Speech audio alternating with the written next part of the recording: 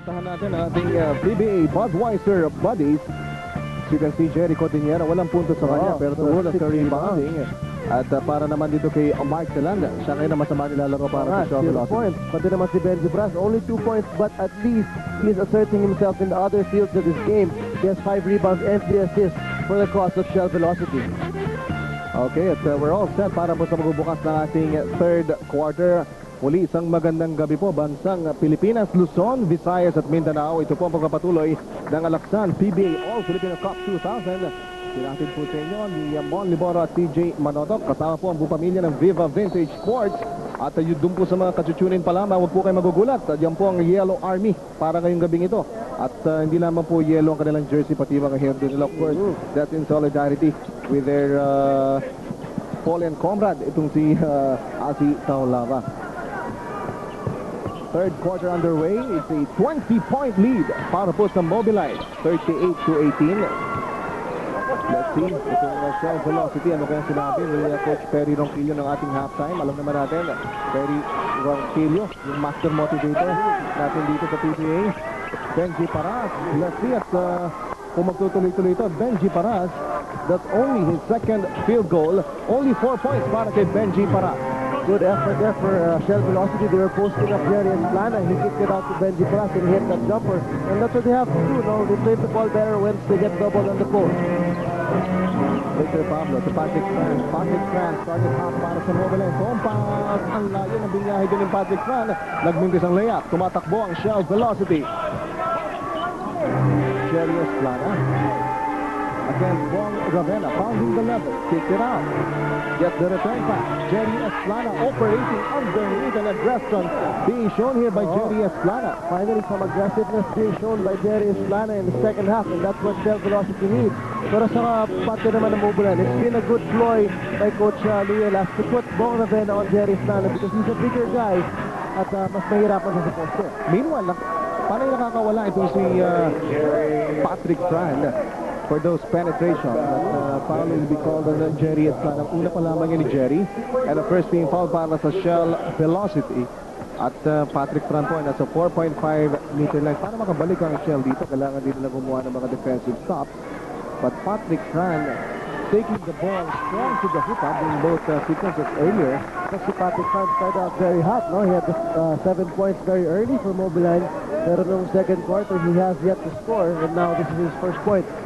In the second half. That's Patrick Fran, born on April 16, 1973. Oh, at si Patrick Fran,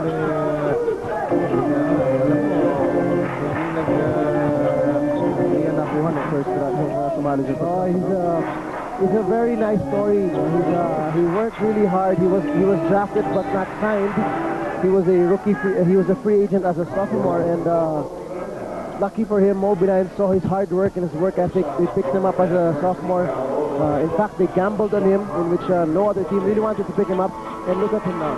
Yan po si Patrick Fran. But earlier, Bong Ravena committing his first foul. Ngayon, dalawa na. Mabilis para dito kay Bong Ravena. You better watch those fouls, no? Medyo useless yung mga foul na gano'n na patapik ng bola habang nasa poste.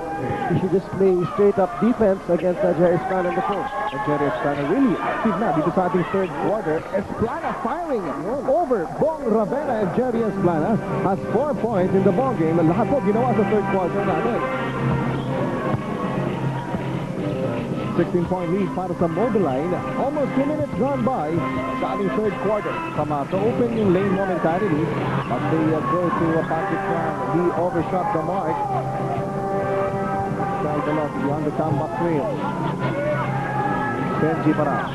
Kailangan ng kontribusyon ni Benji Paras in this ball game kung kailangan sila makabalik. Pero ito, hindi makakatulong. Ang huling tawag, Jerry Esplana.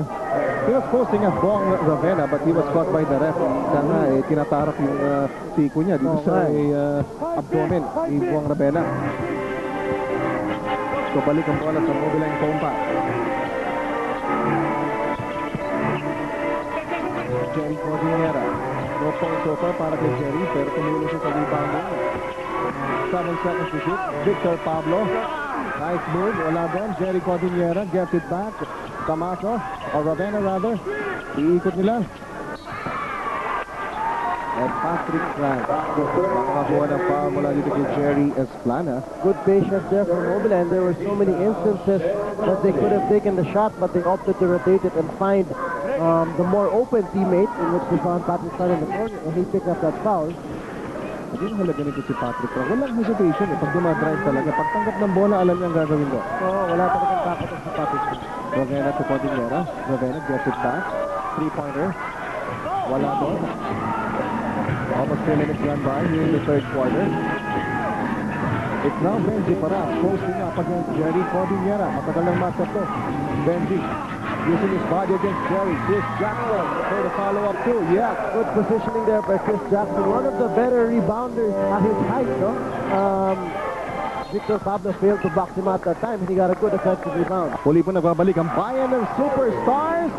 Wala sa Phil Sports Arena, Jerry Codiñera just scored his first field goal dito po sa ating ball game.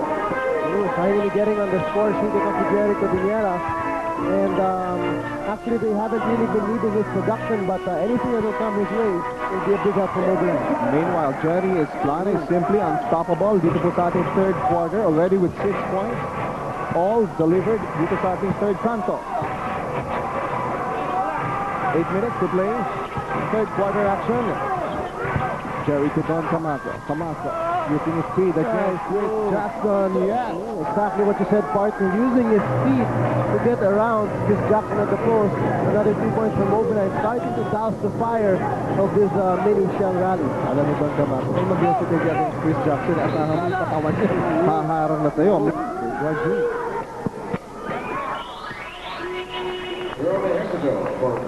And Victor Encarnacion taking the technical free throw. That is 9th point. Meanwhile, pupurin itong si Bong Ravenna, Jerome Hercido. Yung clip pinost ang kagad ng Jerry Esplana. Oh, Jerry Esplana could have traveled, yes. A little bit of a late call by the referee, but he called it nonetheless. And good defense there by shown by Jerome Hercido. At kahit walang help defense na pinapakita ng Mobiline, they're showing their confidence in the defense of Jerome at the post against Jerry Esplana. Jerry Codiñera against Benji Paras. Jerry. Meanwhile, with a shot clock winding down, here's Jerome Ejercito posting up against Jim Marzan, and what a shot coming from Jerome Ejercito. Instant offense for Jerome. Meron na siyang 8 puntos. Exactly what you said, very difficult turnaround fadeaway shot by Jerome Hercido, putting up Mobiline by 17 points.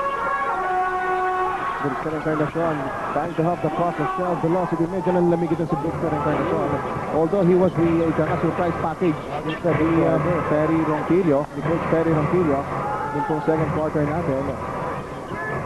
Hindi na uli nakapagdagdag na maraming puntos itong si Victor. Here's Jerry Codiñera, 7-2 against Benji Paras. And look at Benji Paras, talagang niyapos na itong si Jerry Codiñera. Still complaining to the ref. And the second team foul for second personal para kay Benji Paras, and third team foul para sa Shell Velocity. Sideline throw in. Ating talaan, Mobiline 46, Shell 29. Malaki pa rin ang laman ng Mobiline dito. And Jerome Ejercito taking the action straight to Jim Marzan. Even though he had some open cutters in the lane, Ejercito knew he had that big mismatch in the post against Jim Marzan. At lalo siyang ginanahan kasi nakita naman niya, wala naman pinapadalang double team. Sabi niya, sige, kakainin ko itong one-on-one. And that's what he did. He gets to the free throw line for another 2 free throws. At itong si Jim Marzan forced to body up against Jerome Ejercito. Kanina kasi medyo nag-disengage siya kay Jerome Ejercito. Tinirahan siya ng turnaround shot.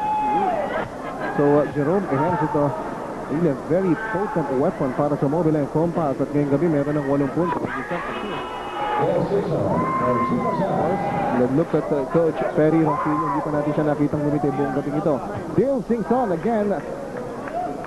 Doon po sa mga pag-tuning pa lamang, Dale Singson is now wearing the Shell Velocity uniform and playing his first game para po sa Shell Velocity. 2-2 para kay Jerome Ejercito. the biggest lead of Mobiline was 20 points. TJ ngayon ay balik na naman nila to 19. Jerry, heavy traffic zone. And then Pakistan grabbing the rebound. Pakistan averages 4 rebounds per ball. And look at that. Controller by Don Camacho. Alam mo na wala na yung bola, but he picks it up again. Found himself wide open at the baseline. Easy layup for him. And Mobiline is now up by 21 big points. At kailangan ulit mag-usap-usap ng mga bata ni Coach Perry Ronquillo. Just a 13-second timeout called by Coach Perry Ronquillo. Pero lumobo na Kalamang at tumingala pa si Chris Young. Tinitignan mula na naman ng Mobiline. 21 points at this point with 5 minutes and 48 remaining here in the third quarter. Sayang, Shell already came out with an early run to start the quarter. He had an 8-2 run in which caused Mobiline to call an early timeout. Pero pagkatapos naman ng timeout na yun, Mobiline started to hit again. They doused the flame of this Shell run, and they're now again up by 21 big points. It only took a timeout para kay Coach Louis Alas earlier para muli mag-impose ng itong napakalaking Kalamang. If you will recall, yung first field goal ni Jerry Codiñera, yung kanyang first basket, triggered the run. At ito, todo. Look at dalawang team managers conferring. That's on your left is team manager Debitan, and on your right is team manager Dehoya of Tanduay. Probably team manager Debitan convincing Mr. Dehoya to also have his hair colors. Mas magaang yung feeling niya sa camera pa naman. 5 minutes and 37 remaining. Oh, look at the good swipe there by Jerry Codiñera. Carelessness for Benji Paras, holding the ball with one hand at ipinasubo niya sa mukha ni Jerry. So, madaling agawan yan. Quite a listless night para dito kay Benji Paras. Only 4 points so far. Jerome Ejercito against Dale Simpson. Sitting at his dribble. Ejercito trying to shake off Dale Simpson. Five from the corner, wala. And the long rebound sa massive challenge by Dale Simpson. Yun yung kailangan din ni Coach Perry Ronquillo. Yung effort na makita sa mga bata niya. At sigurado yung effort mga galing dito kay Dale Simpson. He's out there to prove something. At sa gusto niya patunayan doon sa management, pati sa mga kakampiyan, I deserve to be here. Oh, exactly. And it's a nice situation for him to be in. There's no pressure and there's nothing to lose. He's only been there with one practice, so wala pa naman masyadong expectation sa kanya. Meanwhile, foul called against Brickster Encarnacion. Time to look at our 105-15 USA Collect fast break. Pablo to Ravenna. And you just saw our 105-15 USA Collect fast break. And plays like those earlier, yun talagang pumatay dito sa Shell Velocity, TJ. Tamaso, good swipe there by Brickster Encarnacion. Ang bola lalabas. At last touch, isang yellow shirt. Yellow hair. Yellow hair, yellow shirt. Well, yellow as it may be, they're up by 21 big yellow points. They have reason to smile. And look at the steal there. Ejercito, the pass to five. Nice and clean. Ejercito to Pablo. 4.5 to play in the third. And no let up on the part of Mobiline. 52-29. You would expect it to Mobiline PhonePals to relax a bit, pero hindi. They keep on attacking the basket, going for those loose balls, and here's Jerry Esplana kicking it out. Good rotation by Mobiline defensively. Big step with the makaporma rin. Jerry Esplana firing a mid-range jumper. And that time a push by Patrick Fran. Talo siya sa high. Tinawagan si Patrick Fran. Pangalawang personal foul ni Patrick Fran. Alam mo, tama yung minimension mo kanina, partner, na yung aggressiveness ng Mobiline nandiyan pa, no? Kahit na napakalaki ng lamang nila, they still have that killer's instinct, kumbaga, to really pound on their opponents, even though they're up by 3 points. Sana po, Ravenna, papasok yung killer instinct, TJ, yung binabanggit mo. Mahalaga yan, papasok dito sa ating susunod na level of play, o susunod na rounds. At look at Mobiline.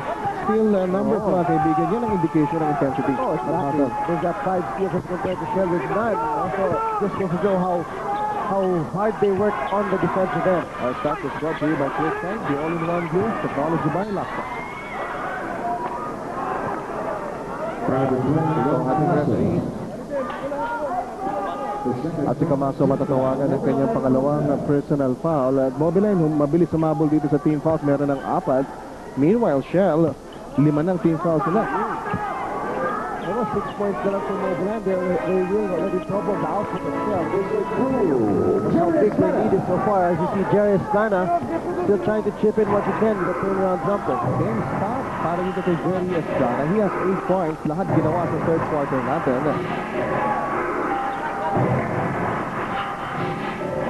Here's Don Camaso. With the absence of Akitaw Lava, makita mo ang daming options nitong Mobiline. Marami silang pinupuntahan that time. Don Camaso, siya naman ang pumaposte. Exactly, and what's nice about it is the other teams that they play against don't really know who they're going to go to. One time they can post up Jerry, the next time around they can post up Jerome, or even Don Camaso. You never really know. Now they can be the surprising yellow team. In other words, you don't really know what to expect. 2:45 in the third quarter. Still no headway para sa Shell. At Mobiline, kanila pa ang possession dito. 21-point lead for Mobiline. Okay, the shot clock is winding down on them. 4 seconds to shoot. Victor Pablo putting up the shot. And one. Para kay Victor Pablo, pati siya napangiti sa tirang yan. It was a desperation turnaround shot. Nakuha pa ni Victor Pablo. And a foul will be called against Chris Jackson. At ito, timeout ulit para kay Coach Terry Ronquillo. 2.5 to play. Victor, the Conqueror, with a turnaround shot over Chris Jackson, and one para kay Victor Pablo. Pablo, free throw, pumasok. Ito si Victor Pablo, meron ng 11 puntos, PJ, and Mobiline 55, Shell 31. 2.5 to play sa third quarter natin. And Mobiline PhonePals, tuloy pa rin ang magandang nilang nilalaro against Shell Velocity. Benji Paras has been struggling in this ball game. Fouled by Jerry Codiñera. Itong Shell Velocity is really hungry for anything from Benji Paras. As you see this replay. At ito naman, punta natin ang ating CMG swipe of the game. It's the diver by Bong Ravena. Opening up a nice offensive opportunity para sa Mobiline PhonePals. You've just seen the CMG swipe of the game by Bong Ravena, brought to you by CMG of Australia, reinventing healthcare with a CMG swipe. Buti na lang may mga numero at apelyido mga player. Kung dinaan natin sa buhok, forget it. Turnaround shot. Wala din. Nakita mo that Bong Ravena still fighting for the ball, ha? Gusto pa rin yung net. Jerry Estrana. Dito kay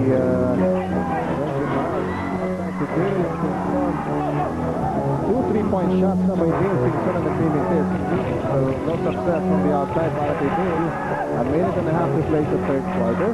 Alam mo, itong Shell really is struggling to find anything to work for them. They tried so many different options, so many different players to post up, either Benji Paras, and actually in the second half, they have found quite some success with Jerry and Lana at the post. Pero as Coach Luella said, a team is made up of 5 players. One player cannot just carry your whole team. Kung yung 4, ayaw rin maglaro. Walang patutunguhan tong team na to. And they're still down by 24 big points. And they really have to come up with something big if they want to get back on this ball game, considering we only have 1 minute and 23 seconds to go in the third quarter. Jay Mendoza back in the ball game, relieving Brixter Encarnacion. Earlier, technical free throw taken by Mobiline off a illegal defense call against Shell. Si Dale Singson po, kailangan matutunan pa ni Dale Singson yung galaw ng mga kampi niya. Against Jerome Ejercito. From Camaso left open and he knocked it down. I'm sure Camaso was as surprised as we are. And nobody even tried to pick him up. They just gave up that outside shot for him, challenging him. And ito naman si Camaso, he can't hit those outside shots. He was so open, if he could have shot it back earlier. Ito, tingnan natin, pag-usapan natin ang dunk, pero shot si Don Camaso, it was short. Here's Jackson. rin at nagbintis on the other end. And Benji Paras baited his reverse. Wala pa rin. Sloppy basketball at this point. Dale Singson putting some order in their offense. Finally, after 4 minutes, they were 1 out of 8-1. And then this stretch, they missed 2 shots. They finally made their third. And really, woeful shooting. Yes. Shell velocity. Mobiline 57 and Shell 33, only 33 points with only 18 seconds to play in the third quarter. Paul Ravena taking it strong against Jerry Espada and hands it off. With a good steal there by Dale Simpson. Let's see, 8 seconds pa to. Malalabi and Benji Paras dunking it home. And that was a no-fear slam dunk by Benji Paras. No more time left. Matatapos na ating third quarter. Punctuation mark put there by Benji Paras, but they're still down. Mobiline 57, Shell 35. Mobiline missing the services of Asi. Pero lahat nag-respond in this ball game so far. Magkabalik po kami ni DJ.